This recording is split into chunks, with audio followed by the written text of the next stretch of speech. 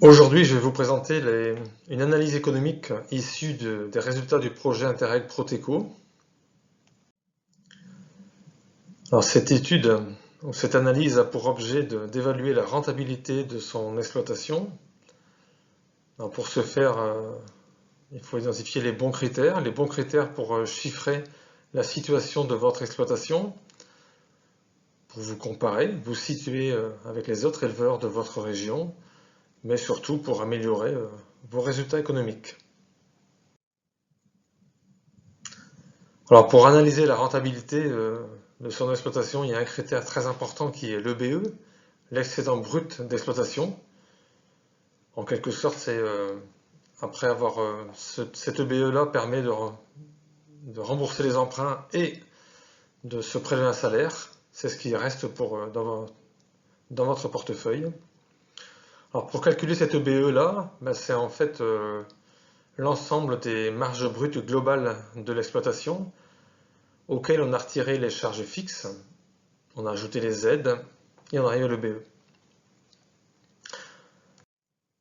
Alors la marge brute globale de l'exploitation, elle regroupe les marges brutes culture, les céréales, les légumes. Elle regroupe aussi les marges brutes globales de vos ateliers viande, si vous en avez, et la marge brute globale de l'atelier lait. Alors en exploitation laitière, on va agir sur la marge brute globale de l'atelier lait. Mais c'est important de voir la globalité et l'impact d'une marge brute globale pourrait avoir sur une autre.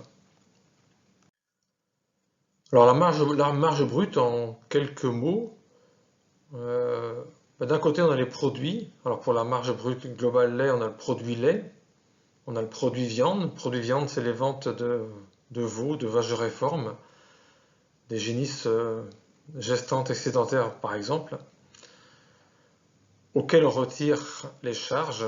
Et pour les charges, en l'occurrence, on prend le coût alimentaire des vaches laitières, le coût alimentaire des génisses et les frais d'élevage.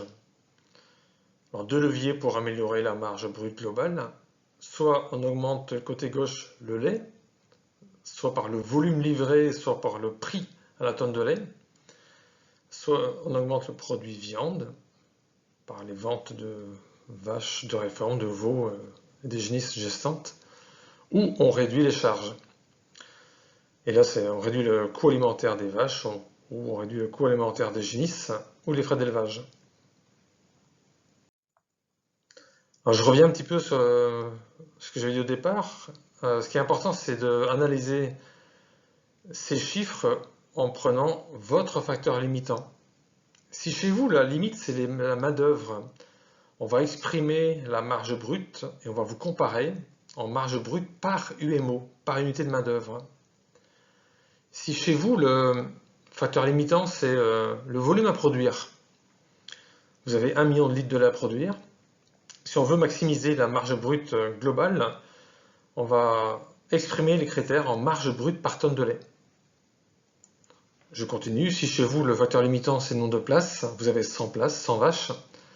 Si on veut augmenter la marge brute globale de l'atelier lait, on va maximiser, on va exprimer du coup la marge brute par vache. Et si c'est chez vous, le facteur limitant, ce sont les hectares, la surface, on va exprimer les chiffres par hectare, la marge brute par hectare. Alors pour ce diapo ici, on va prendre la marge brute par hectare. Alors pourquoi ai-je besoin de plus ou moins d'hectares pour produire du lait? Il faut savoir que pour un éleveur moyen Proteco, quand il veut produire 100 tonnes de lait, il a besoin de 6,5 hectares. Mais ce qui est surtout intéressant, c'est de voir les écarts. Certains éleveurs savent produire 100 tonnes avec 5 hectares et d'autres éleveurs en ont besoin 8. Ou si j'exprime d'une autre façon, mais qui veut dire la même chose, certains éleveurs avec 1 hectare, ils savent produire 12 500 litres et d'autres éleveurs, ils savent produire 20 000 litres. Alors, 3 critères qui expliquent ces écarts. Le rendement des hectares fourragés. Au plus j'ai de rendement, au moins je vais avoir besoin de surface. Le lait par vache et la proportion de vaches dans l'atelier. On va prendre le premier levier qui est le rendement des hectares fourragés. Alors qu'on va exprimer, vous allez voir tout à l'heure comment on exprime le rendement. soit en tonnes de matière sèche par hectare, soit en nombre d'animaux qu'on nourrit avec 1 hectare. Alors 2 diapos pour expliquer un petit peu d'abord les surfaces retenues et après l'effectif retenu. Alors les surfaces retenues, ce sont les surfaces implantées en herbe, en maïs, en betterave. Ce sont les achats de fourrage qu'on va convertir en surface. Les cultures dérobées, alors les cultures dérobées, ça peut être le gras italien que vous mettez avant le maïs, qu'on va convertir en culture pleine, et les variations de stock de fourrage converties en surface. À chaque fois qu'on a, pour ces 3 dernières lignes, à chaque fois qu'on a 12 tonnes de matière sèche de fourrage, ça correspond à 1 hectare. Pour les effectifs, alors, voilà ce qu'on retient. Alors on exprime ça en EVT, les équivalents vaches totaux. Alors une vache, c'est égal à un équivalent vache. Une génisse c'est de moins d'1 an, c'est 0,3 EV. Une génisse de 1 à 2 ans, c'est 0,6 EV. Une génisse de plus de 2 ans, c'est 0,8 EV. Je reviens à mon levier, le rendement par hectare. Avec 1 hectare, combien je nourris de vaches? Il faut savoir que pour un éleveur moyen protéco, 1 hectare permet de nourrir 2,3 vaches. Alors un troupeau moyen d'un éleveur protéco, c'est 149 équivalents vaches. Si avec 1 hectare on nourrit 2,3 vaches, il va falloir 64 hectares et demi pour nourrir le troupeau. Et si je veux l'exprimer en tonnes de matière sèche par hectare, c'est la diapo en bleu à droite, un équivalent vache, ça consomme 5,5 tonnes de matière sèche de fourrage.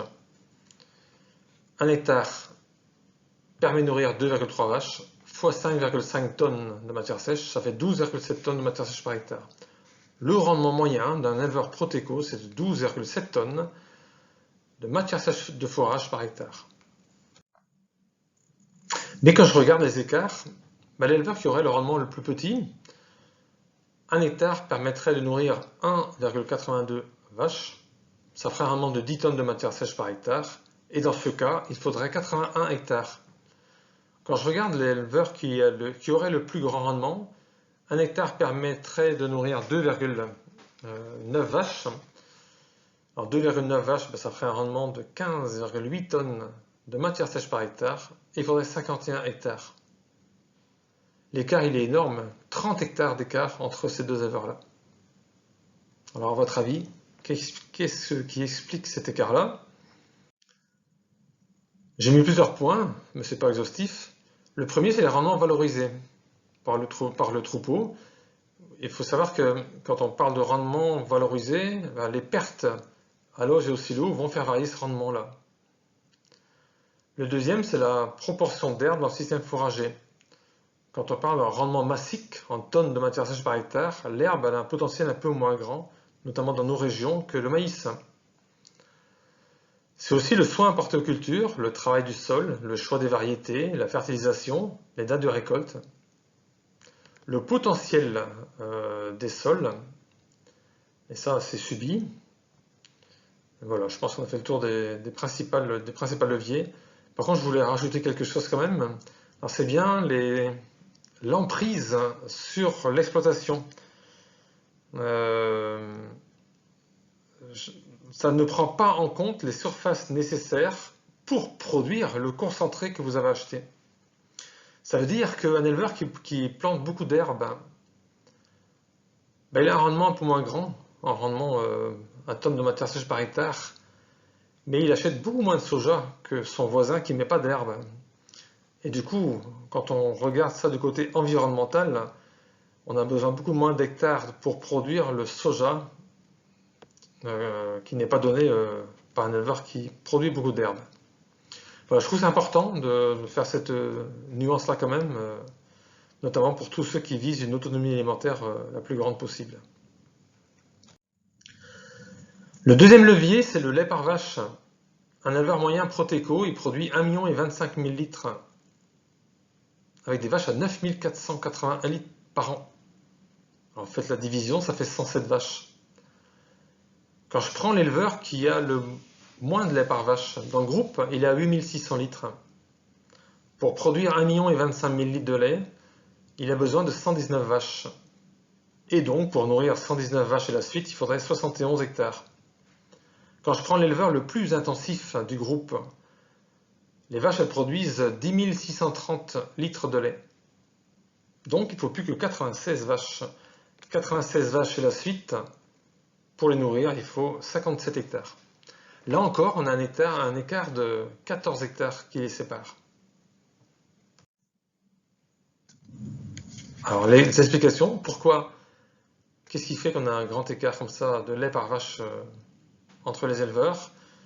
Alors, je parle bien de tous les éleveurs ont la même race. Alors, en l'occurrence, c'est la race Holstein. Alors, il y a le stade de lactation. Oui, c'est plus facile d'avoir beaucoup de lait par vache avec des vaches de lait en moyenne de 6 mois que des vaches de lait de 8 mois. C'est là, encore une fois, et en point numéro 2, la qualité des fourrages qui va permettre aux vaches d'exprimer leur potentiel. La santé des animaux, santé métabolique et sanitaire. Le confort, on n'en parle jamais assez. Le confort des animaux et le confort de l'éleveur. Voilà un petit peu les leviers qui permettent d'avoir plus ou moins de lait par vache. Le levier numéro 3, c'est la proportion de vaches dans l'atelier.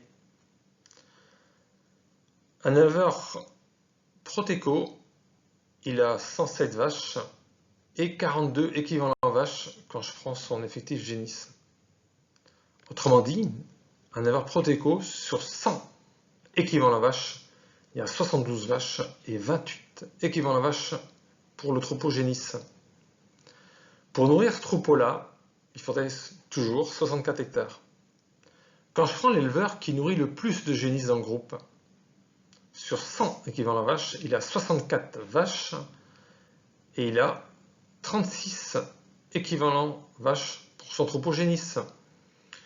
Pour nourrir ce troupeau-là, il faudrait 72 hectares.